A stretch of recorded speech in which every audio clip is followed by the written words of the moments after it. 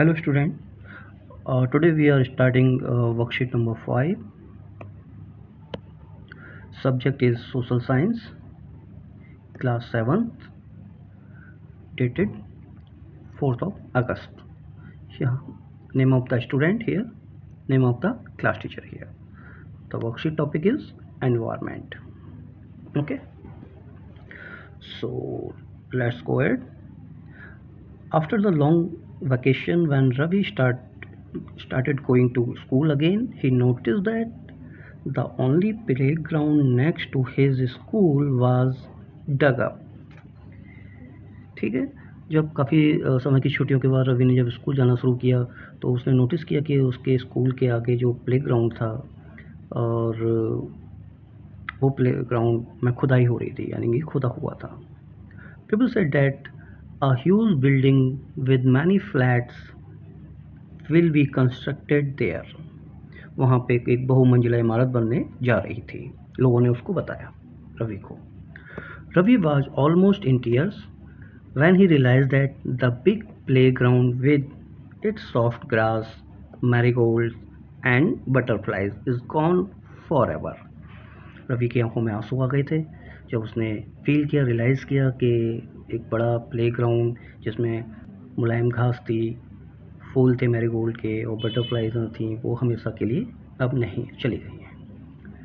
He shared his feeling with his classmates. उसने अपने classmate से ये फीलिंग शेयर की अपनी. In the assembly, the principal to sadly observe, see how our environment is changing. ठीक है, असेंबली में प्रिंसिपल ने भी बहुत ही उदास होकर कहा था कि किस तरीके से हमारा एनवायरनमेंट चेंज हो रहा है. In the class Ravi ask his teacher. Ravi अपने टीचर से पूछता है व्हाट इज़ एनवायरनमेंट. तो टीचर कहते हैं whatever you see in your surroundings. जो भी आप अपने आसपास देखते हैं वह एनवायरनमेंट है, वो एनवायरनमेंट का हिस्सा है.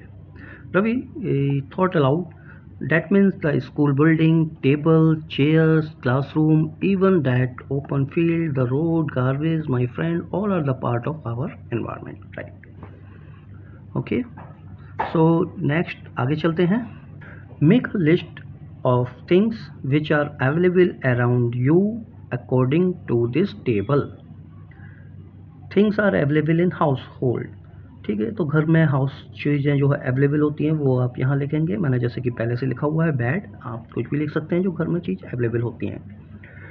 Things available in near by your house. मैंने यहाँ पे साइकिल लिखा हुआ है, आप भी लिख सकते हैं नियर बाई. जो भी आप बच्चों को देखते हैं, अपने फ्रेंड्स को देखते हैं, अंकल को देखते हैं, आप और भी बस देखते हैं, कार देखते हैं, वो यहाँ पर आप लिख सकते हैं. Things available in the school. मैंने ब्लैक बोर्ड लिखा हुआ है यहाँ पर पहले से. आप भी कुछ लिख सकते हैं जो स्कूल में आप देखते हैं. ब्लैक बोर्ड, कहीं वाइट बोर्ड होते हैं, कहीं ब्लैक बोर्ड, चेयर, टेबल. ठीक है, आप लिख सकते हैं. All the things of the same type. ठीक है, तो यहाँ पे जब भी आप लिखेंगे तो देख लीजिएगा कि सारी थिंग्स सेम टाइप की, यानी कि बायोटिक और एबियोटिक हैं कि नहीं. एबियोटिक हैं तो यस, और सारी बायोटिक हैं तो यस. अगर कहीं बायोटिक में बता देता हूँ आपको, the world of living organism, जो जिसमें जो जीवित जान होती है जिसमें, उनको हम बायोटिक कहते हैं, जैसे कि प्लांट, एनिमल्स, ह्यूमन. एबियोटिक मतलब the world of non living element, जैसे कि लैंड, टेबल, चेयर. ठीक है, जिसमें जो नॉन लिविंग होती है वो एबियोटिक होती है. तो उस तरीके से आप जब भी लिखेंगे यहाँ पे तो यस और नो यहाँ पे आप कर सकते हैं. आगे चलते हैं. The place, people, thing, nature that surrounded any living organism is called environment. ठीक है, जो भी हमारे आसपास चीज़ें होती हैं जो लिविंग थिंग होती हैं, नॉन लिविंग एलिमेंट्स होते हैं, सो उनको हम एनवायरनमेंट कहते हैं. It is a combination of natural and human made phenomena. ठीक है, जो नेचुरल प्राकृतिक भी होते हैं, कुछ ह्यूमन द्वारा बनाए हुए होते हैं. while the natural environment refer to a both biotic and abiotic condition existing on the earth. ठीक है, तो जीवित और अजीवीय दोनों तरह की कंडीशन में पृथ्वी पर ये पर्यावरण होता है एनवायरनमेंट में. Natural environment, lithosphere, biosphere, atmosphere and hydrosphere. तो यहाँ पे हम लिथोस्फीयर के बारे में पढ़ेंगे।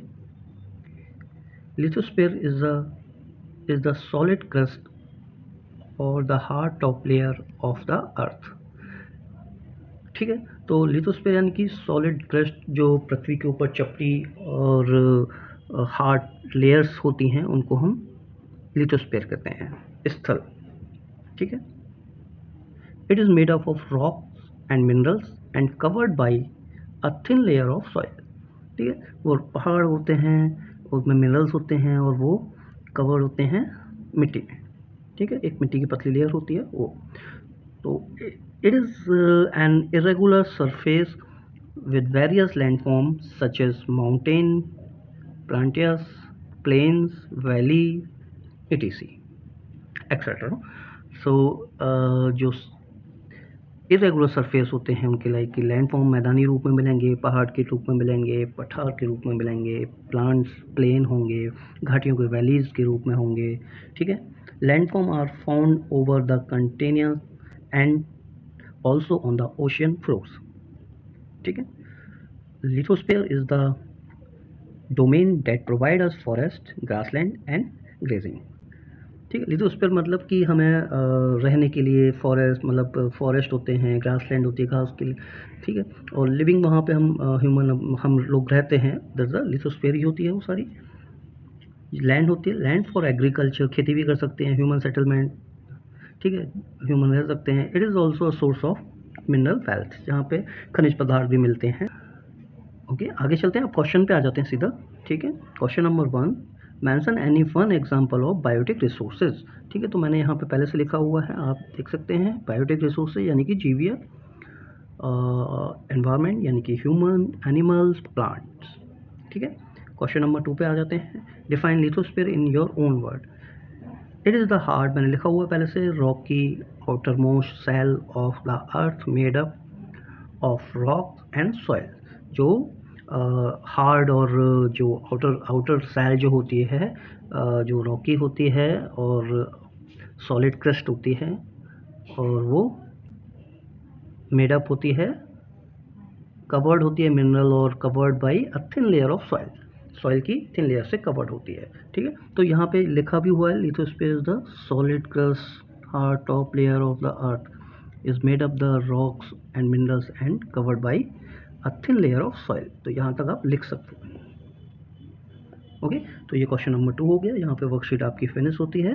सो प्लीज़ वीडियो को लाइक करिएगा, चैनल को सब्सक्राइब करिएगा, जिससे कि आने वाली वर्कशीट की नोटिफिकेशन आपको टाइम टू टाइम मिलती रहे।